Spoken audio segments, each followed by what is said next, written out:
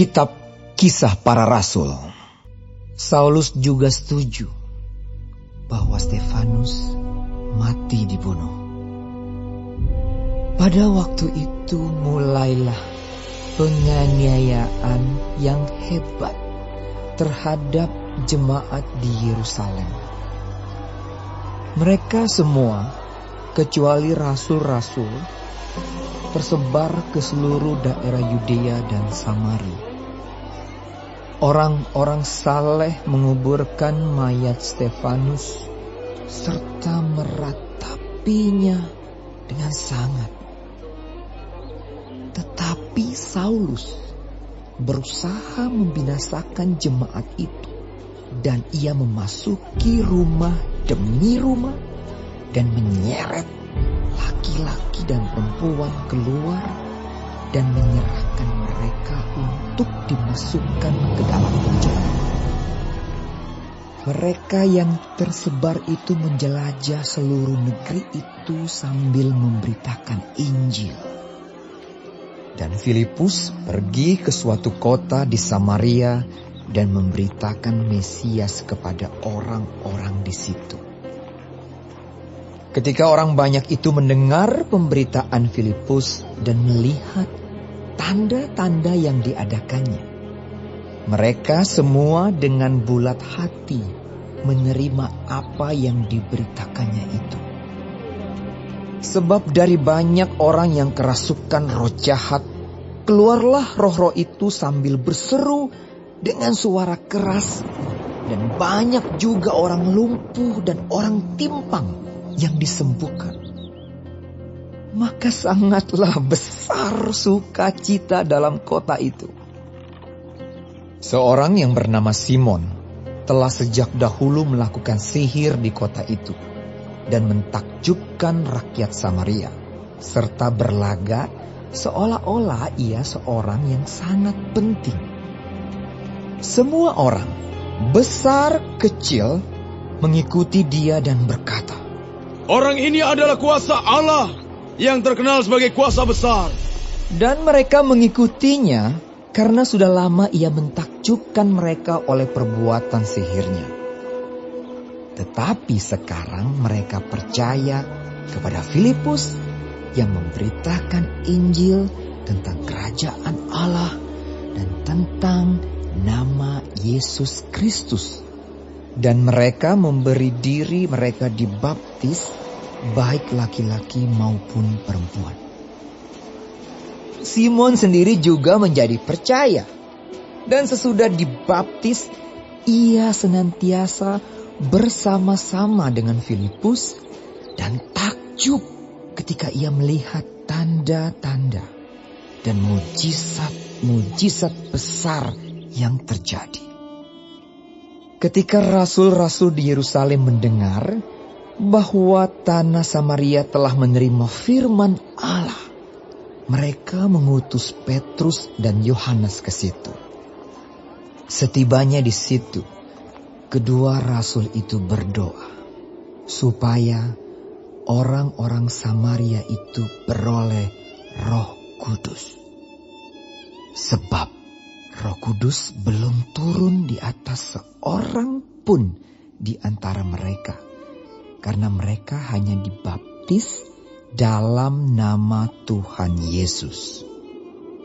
Kemudian keduanya menumpangkan tangan di atas mereka, lalu mereka menerima Roh Kudus. Ketika Simon melihat bahwa pemberian Roh Kudus terjadi oleh karena rasul-rasul itu menumpangkan tangannya, ia menawarkan uang kepada mereka serta berkata, "Berikanlah juga kepadaku kuasa itu, supaya jika aku menumpangkan tanganku di atas seorang, ia boleh menerima Roh Kudus." Tetapi Petrus berkata kepadanya, "Binasalah kiranya uangmu itu bersama dengan engkau, karena engkau menyangka bahwa engkau dapat membeli karunia Allah dengan uang. Tidak ada bagian atau hakmu dalam perkara ini, sebab hatimu tidak lurus di hadapan Allah. Jadi bertobatlah dari kejahatanmu ini, dan berdoalah kepada Tuhan, supaya ia mengampuni niat hatimu ini.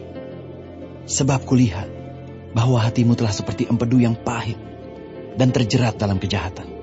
Jawab Simon, hendaklah kamu berdoa untuk aku kepada Tuhan, supaya kepadaku jangan kiranya terjadi segala apa yang telah kamu katakan itu.